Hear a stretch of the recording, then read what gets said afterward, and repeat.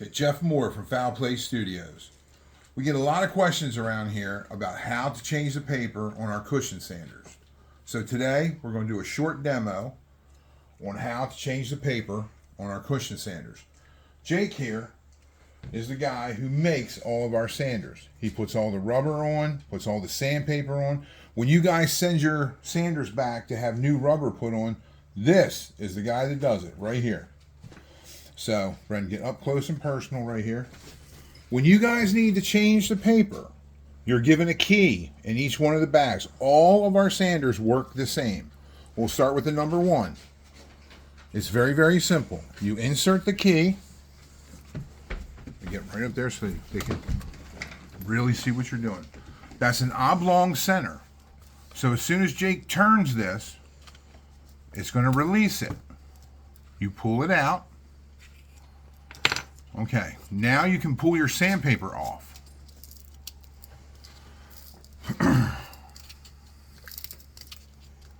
Sometimes it'll stick a little bit. They're pretty snug, especially after they've been on there for a while. The number 1 more so than the rest because that's that thicker sandpaper that we use on that number 1. We call it the indestructible paper because it's so thick. It lasts longer. Now, when he takes this off,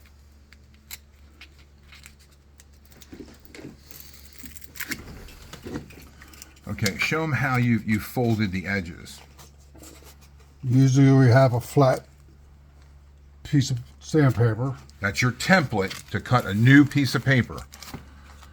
Each one of your sanders that you purchase from us will have this template in there. And please read it. Don't exceed 12,000 RPMs for your safety, okay? That template is for you to cut a new piece of sandpaper. That's what it's in there for. And then you'll fold the edges, like Jake said. This makes it so much easier to slide onto the cushion sander. You want to fold it about that much on each side. You need to do it a few times. You'll get the hang of it. And you have it where it'll stay. You got a real good view of that? Let them get a real good view of that. And when I do these, I start at the top. I go in about 1 inch. I bring this one back over and slide it in with the other one. And I pinch it. And I use it, my hand, to lay against my hand, and I slide it on. And make sure the paper stays in. You pinch it a little bit to make sure that paper stays inside that cushion sander. This next part is very important. Look at the inside of that cylinder and make sure your sandpaper is all on one side of that cylinder. If it's not, use your key to push that sandpaper to one side. Don't have it splayed on both sides of the interior. Just have your sandpaper on one side of that interior before you put this cylinder back in. To make sure your paper's tight, keep working your paper down into the crease. All the way through. And then I keep it tight at the bottom, and you can see what you have at the top.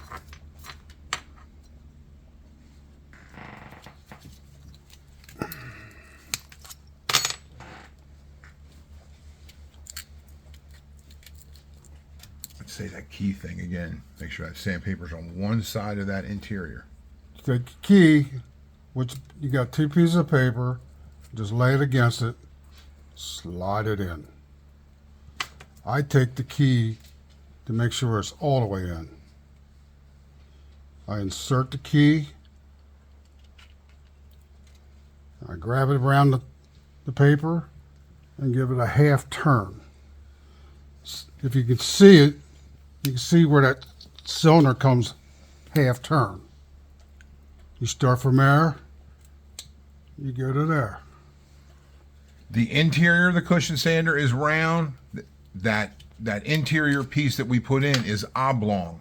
That's what catches your sandpaper. You must turn it and catch it. That's what will keep it tight. All of them are built the same. It's just a different size. But the concept remains the same for all the different sizes. Now, when everybody uses these, they use about the first third. When you're sanding, just from the angle of your hand and whatnot, you use about the first third. So when you pull that sandpaper off, flip it. You'll get 2 uses out of every piece of sandpaper. I'm pretty frugal. You know, I don't want to pay for more than I have to. So when I take that sandpaper off, I flip it, and I'll get 2 uses out of it. You know, keep that in mind too. Another thing, when you're using these guys, don't wait until this sandpaper is gone and it's all ripped and frayed. When that happens, you start to destroy the rubber underneath of it. And then it will become hot, and a lot of times it'll adhere to the sandpaper and make your job of getting that off a lot harder. About every 5 to 10 minutes of use, just let it come to a stop. Look at it. You know, if that sandpaper is starting to wear, take the time, and this is the biggest problem. I teach 8 classes a week, and I cannot get it through people's heads. When that paper starts to wear, take the time to turn that key, pull it out, and change the sandpaper. If you do that, these things will remain like new forever. If you don't, you're going to wear the top of that rubber, and it's just not going to work like it's supposed to. When and if that does happen, you can send it back to us. Jake will take the old rubber off and put brand new rubber and sandpaper on it. It'll cost $5 per cushion sander, regardless of the size, because it's the same amount of work, and all the rubbers basically cost the same. But you get a new piece of cushion sandpaper. It'll be like brand new, $5, and then plus the shipping. Just make sure you send that center tube. That's very important. Send the center tube back, because our machinist does not give us extra tubes. So we need that center tube sent back with the sander. We don't need your keys. You can keep the keys, but make sure you send the center tube if you want them replaced with the rubber and sandpaper. Okay, let's do it. Let's do it one more time for them so they can see it. The concept is the same for all the different sizes. As you can see, you can actually see how the key is. Turn it, and it'll come right out. Now, the more you use these, the number ones, sometimes it's even harder to get the paper off. It's easier to... I brought one of our old ones. Now, sometimes my hands, as much as I've used them, I'll literally have to grab that with a pair of pliers and pull the sandpaper off, because I don't have the strength in my hands anymore. Jake's got gorilla wrist over here, and he can do it. But it's not going to hurt your sander if you grab it with a pair of pliers. But again, fold your paper about that much on the number. Well, all your sanders need to be folded pretty much the same amount. The 2 may be a little less, because the paper's thinner and it doesn't have to wrap as far. I don't know why, but like with the number 3. Yeah, do number 3, because you're working on that. This is what we're making now. I fold that about like a number 1, really. Yeah. As I said, you just use them. You'll get the hang of it. Save your old piece of sandpaper. You can look at that and look at the fold. That's true. This is what we start with. Again, I start at the top. I don't go halfway. I start at the top. I bring the other piece around and work it in. And from there, I slide it from the end and hold it on and slide it down. Once I get down here, I work the paper back in. And you can see my paper's right there. These cylinders are smaller, but they're the same. You slide it in. These are the keys for these. And I make sure that cylinder's all the way in. Same thing. Put it in. Take a half turn.